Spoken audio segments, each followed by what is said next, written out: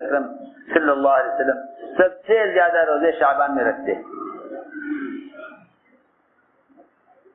رمضان کے علاوہ جو زیادہ روزے رکھتے ہیں آپ شعبان میں. سارا ہی شعبان آپ کا روزوں کا گزرتا تھا تاکہ شعبان کے روزوں سے رمضان کے روزوں کا استقبال ہو. جس عمل کا یہ کہیں کہ جس آنے والے مہمان کا استقبال اس کی چاہت کی چیز سے نہ ہو اس مہمان کی بے اکرامی ہوتی ہے. رمضان روزے لے کر آ رہا ہے. آپ جانتے ہیں آپ اپنے گھر میں آنے والے مہمان سے پہلے ہی فون کر کے پوچھ لیتے ہیں کہ آپ کا کھانے میں ناشتے میں کیا لینے کا معمول ہے تاکہ آپ آنے سے پہلے اس کا انتظام ہو. آپ فلاں وقت پہنچیں گے, کھانے میں کیا لیں گے, آپ کے لیے آپ کے آنے سے پہلے انتظام کرنا پڑے گا. ایسے تو ہے نہیں کہ مہمان آ گیا آپ پوچھیں کہ آپ کیا کھائیں گے. کیوں بھائی پہنچنے سے پہلے معلوم کیا جاتا ہے کہ آپ کا ناشتے میں کیا معمول ہے, کھانے میں کیا معمول ہے. اگر رمضان کے معمولات کا انتظام رمضان کے آنے سے پہلے نہیں ہے تو یہ مہمان آ کر پریشان ہوگا. آپ کا جو انتظام ہے وہ اس کی مزاج کے خلاف ہے, اس کی مزاج کے بالکل خلاف ہے. جس طرح نماز سے پہلے 2 رکعت تحیۃ المسجد یا تحیۃ الصلاۃ, یہ 2 رکعت فرض سے پہلے اللہ کے سامنے پیش ہونے کے لیے تیار ہونے کے واسطے 2 رکعت نماز پہلے پڑھ لو. اسی طرح تحیۃ الصیام بھی ہے, جس طرح تحیۃ الصلاۃ ہے. اسی طرح کیا ہے تحیۃ الصیام, اسی طرح تحیۃ الصیام ہے کہ تم رمضان کے روزوں کے لیے رمضان کے روزوں کا نفل روزوں سے استقبال کرو جیسے فرض نماز کا استقبال نفل نماز سے کرتے ہو. سمجھتے ہو بات؟ جیسے فرض نماز کا استقبال نفل نماز سے کرتے ہو, جس طرح فرض نماز کا استقبال نفل نماز سے کرتے ہو ایسے فرض روزوں کا استقبال.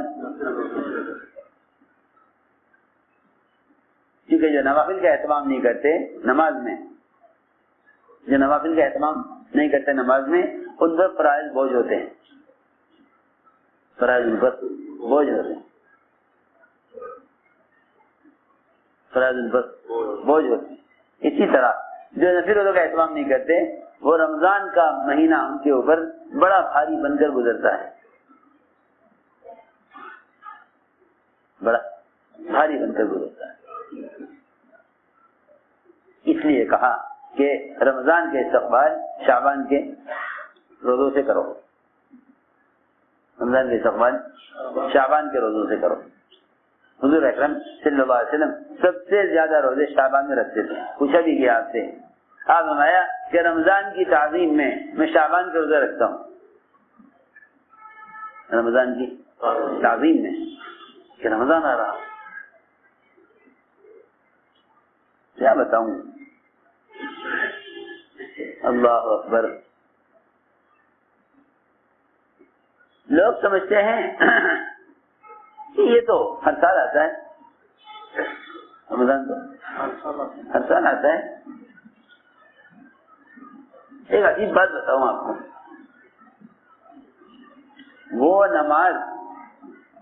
نماز کا فریضہ جسے روزانہ 5 مرتبہ ادا کرنا ہے, فجر سے لے کر عشاء تک, فجر سے لے کر عشاء تک, وہ نماز جس کو 5 مرتبہ ادا کرنا ہے, اس کو 5 مرتبہ ادا کرنا ہے. اس کے لیے حکم آیا ہے حدیث میں کہ ہر نماز ایسے پڑھو کہ مجھے ابھی نماز نہیں ملے گی. آپ غور کریں بات پر, جو نماز روزانہ 5 مرتبہ پڑھنی ہے, ہر 2 نمازوں کے درمیان چند گھنٹے کا فاصلہ ہے, ہر 2 نمازوں کے درمیان چند گھنٹوں کا فاصلہ ہے ہر دو نماز کے درمیان چند گھنٹوں کا فاصلہ ہے. فرمایا حدیث میں نماز ایسے پڑھو گویا میری آخری نماز ہے. یعنی اتنا سنوارو کہ شاید آخری نماز ملے گی، نماز نہیں ملے گی. تو جن نمازوں کے درمیان چند گھنٹے کا فاصلہ ہے، جب انہیں اس طرح پڑھنے کا حکم ہے کہ اس کے بعد مجھے نماز نہیں مل سکے گی، اسے ایسا پڑھنا چاہیے، تو جو روزہ 11 مہینوں کے فاصلے کے بعد آوے اس میں کتنا اہتمام کرنا چاہیے. نہیں سمجھے بات؟ تو کیوں بھائی ماسٹر صاحب پھر چانس نہیں ہے لوگ کہتے ہیں نا، یہ اگر نکل گیا نا موقع پھر چانس نہیں آگے، پتہ نہیں کب آئے گا. دنیا کے بارے میں کوئی آخری ٹرین ہو، آخری بس نکل رہی ہو، تمہیں اپنے وطن جانا ہے، اللہ اکبر، کیسے اٹھو گے، کیسے دوڑو گے اسٹیشن؟ آخری بس ہے، اس بس نہیں ہے، اس کے بعد اور کوئی ٹرین نہیں ہے. کون اٹھا دے گا؟ یہ خود آپ کو لے گی، نیند ہی نہیں آنے کی. سوچنے کی بات ہے. جن دو نمازوں کے درمیان چند گھنٹے کا فاصلہ ہے، اسے فرمایا حدیث میں کہ نماز ایسے پڑھو گویا تمہاری یہ آخری نماز ہے، اب تمہیں اس کے بعد نماز نہیں ملے گی. سوچنے کی بات ہے. جن دو رمضان کے درمیان کتنے مہینے کا فاصلہ؟ 11 مہینے کا فاصلہ.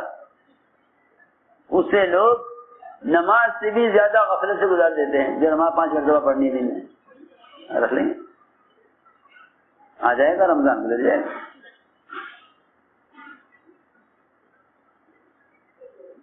میرے دوستو عزیزو، اوندھے پیالے پر اگر دریا بھی گزر جائے اس میں ایک قطرہ پانی کا نہیں ٹھہرے گا. اوندھے پیالے پر اگر دریا بھی گزر جائے، اوندھے پیالے پر اگر دریا بھی گزر جائے اس میں ایک قطرہ پانی کا نہیں ٹھہرے گا، ایک قطرہ بھی پانی کا. اور اگر سیدھا برتن آپ رات کو روٹی کے نیچے رکھ دیں اپنے بیت الخلا میں، ایک ایک قطرہ اس میں سے ٹپکتا ہو روٹی میں سے، صبح آپ کو لوٹا بھرا ہوا مل جائے گا نا. اور اگر برتن ہوتا ہے تو اس سے کیا گزر جائے؟ دریا گزر جائے اس کے اوپر سے. آپ برتن اٹھائیں گے آپ کو برتن خالی ملے گا.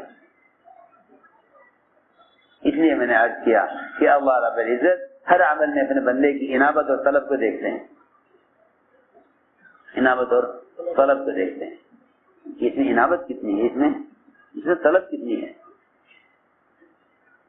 اس لیے فرمایا کہ رمضان کا مہینہ یہ اللہ تعالی سے 11 مہینے اس طرح گزارنے کے لیے یہ مہینہ آیا ہے کہ تم 11 مہینے کیسے گزارنا چاہتے ہو. جیسے 11 مہینے گزارنا چاہتے ہو ایسے مہینہ گزار دو، ایسے ہی مہینہ گزار 11 مہینے جیسے گزارنا چاہتے ہو. حضور اکرم صلی اللہ علیہ وسلم اس مہینے میں تیز آندھیوں سے بھی زیادہ سخی ہو جاتے تھے. تیز آندھی سے زیادہ سخی ہو جاتے تھے. تیز آندھی زیادہ سخی ہو جاتے تھے. آپ کی سخاوت تو انبیاء سے کہیں زیادہ ہے. وجہ اس کی یہ ہے کہ انبیاء علیہ السلام نے تو بادشاہت کے ساتھ سخاوت کی، آپ نے فقر کے ساتھ سخاوت کی. آپ نے فقر کے ساتھ سخاوت کی. سلیمان علیہ السلام، داؤد علیہ السلام، سب کی نبوتیں بادشاہت والی،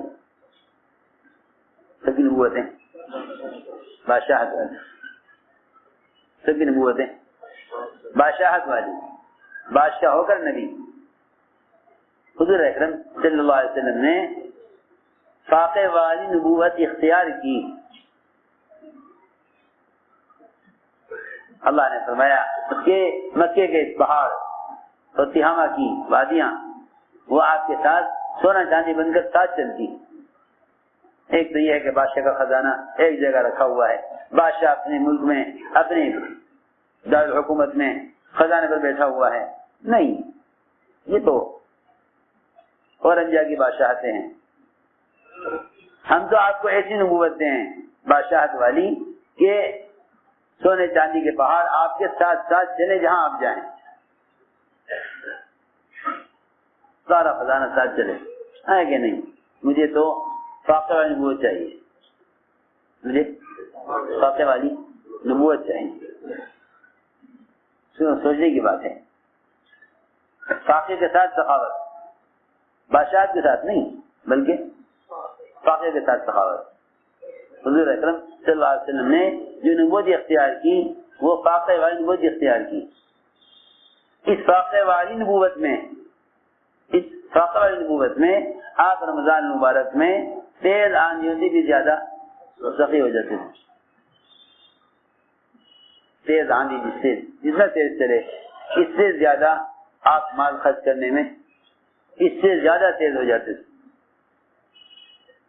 تو میں نے عرض کیا کہ یہ مہینہ مواسات کا، خیر خواہی کا، اس لیے کہ مومن کے رزق کو اس مہینے بڑھا دیا جاتا ہے، مومن رزق کو اس مہینے میں بڑھا دیا جاتا ہے۔ صحابہ نے عرض کیا کہ کہاں ہم میں سے کوئی قابل ہے کہ کسی کو پیٹ بھر کر کھانا کھلاوے؟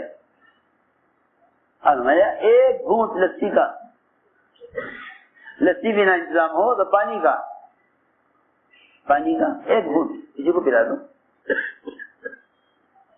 ایک گھونٹ پانی کا کسی کو پلا دو۔ فرمایا کہ اتنا اعمال کا بھاؤ بڑھا دیا جاتا ہے کہ رمضان کے علاوہ آدمی بڑے سے بڑا عمل کر کے وہ درجہ، وہ اجر حاصل نہیں کر سکتا جو رمضان میں چھوٹے عمل سے کر لیتا ہے۔ لیکن میرے دوستوں عزیزوں، بات یہ ہے کہ ہمارا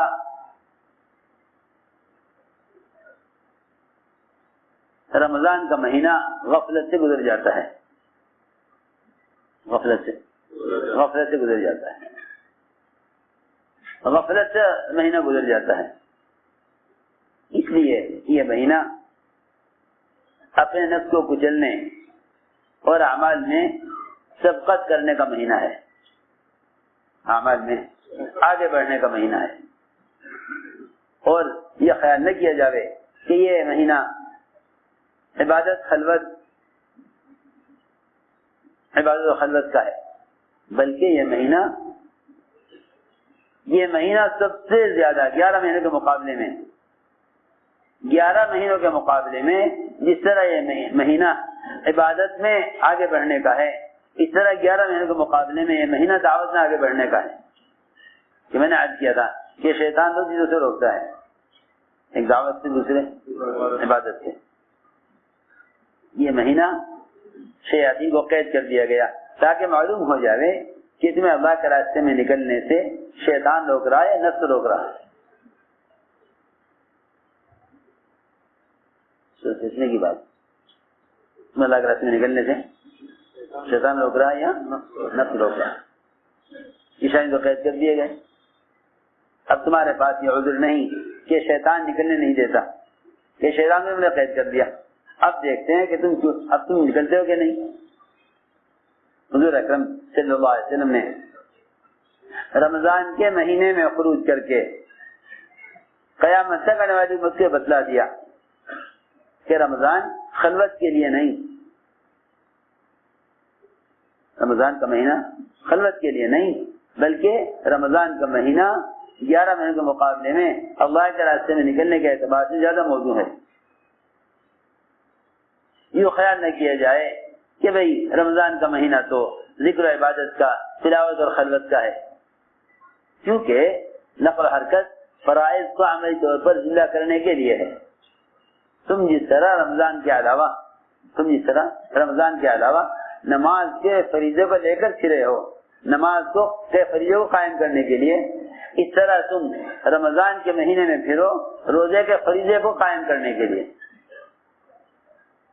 نقل و حرکت ان فرائض کو زندہ کرنے کے لیے ہے جو فرائض تمہیں دیے گئے ہیں۔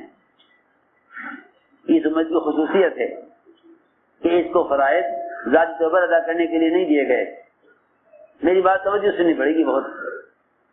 یہ اس امت کی خصوصیت ہے کہ اس کو فرائض ذاتی طور پر ادا کرنے کے لیے نہیں دیے گئے، بلکہ اس کو فرائض باعتبار عالم کے قائم کرنے کے لیے دیے گئے ہیں۔ فرائض باعتبار عالم میں قائم کرنے کے لیے دیے گئے۔ تم نماز کو لے کر پھرو تاکہ نماز قائم ہو، تم روزہ لے کر پھرو تاکہ روزہ قائم ہو۔ رمضان میں نقل و حرکت کا نہ ہونا، رمضان کے مہینے میں خروج کا نہ ہونا، رمضان کے مہینے میں خروج کا نہ ہونا، وہ روزے کے فریضے کو امت میں سے ختم کر دینا ہے۔ دیکھو میری بات سوچی سننی پڑے گی بہت۔ عام طور سے لوگ یہ سمجھتے ہیں کہ جب ساری دنیا کو معلوم ہے کہ رمضان آ گیا، جب ساری دنیا کو خبر ہے کہ روزہ رکھنا ہے، سننے میں آ رہی بات؟ ساری دنیا کو معلوم ہے کہ روزہ رکھنا ہے، اور ساری دنیا کو معلوم ہے کہ رمضان آ رہا ہے۔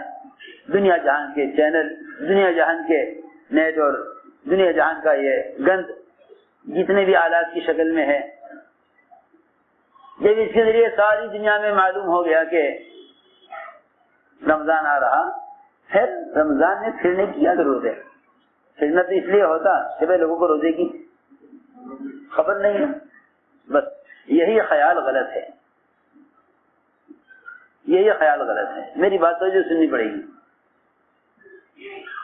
میری بات بہت توجہ سننی پڑے گی۔ یہی خیال غلط خیال ہے، یہی خیال غلط خیال ہے۔ لوگ یہ سمجھتے ہیں تبلیغ میں نکلنا اس لیے ہے تاکہ دوسروں کو بھی عمل کی خبر ہو جائے۔ نہیں، ایسا نہیں ہے۔ تبلیغ میں نکلنے کا مقصد یہ نہیں کہ دوسروں میں عمل کا تعارف ہو جائے۔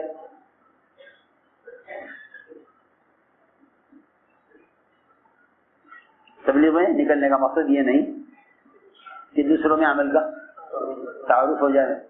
تو میری بات سمجھ رہے ہیں یا نہیں؟ خوب توجہ سے بات سننا جو میں کہنا چاہتا ہوں آگے۔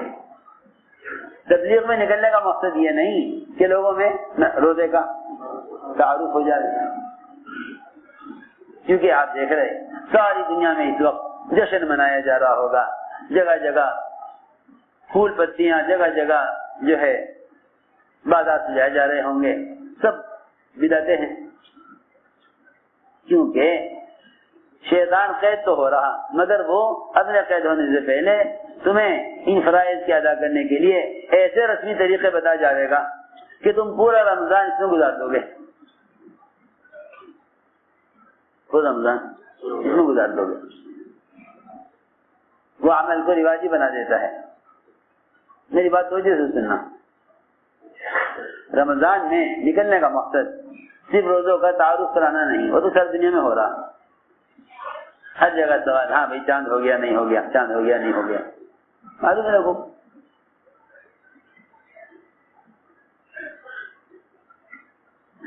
رمضان میں نکلنے کا اصل مقصد یہ تھا کہ تم اگر روزے کے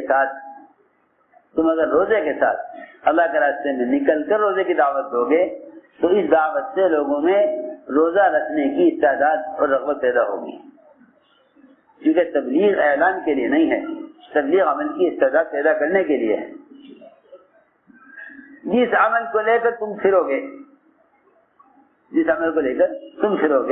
لوگ اس عمل کو، لوگوں کے اندر اس عمل کرنے کی استعداد پیدا ہوگی، کیونکہ تمہارا یہ روزہ اللہ کے راستے کے مجاہدے کے ساتھ ہے۔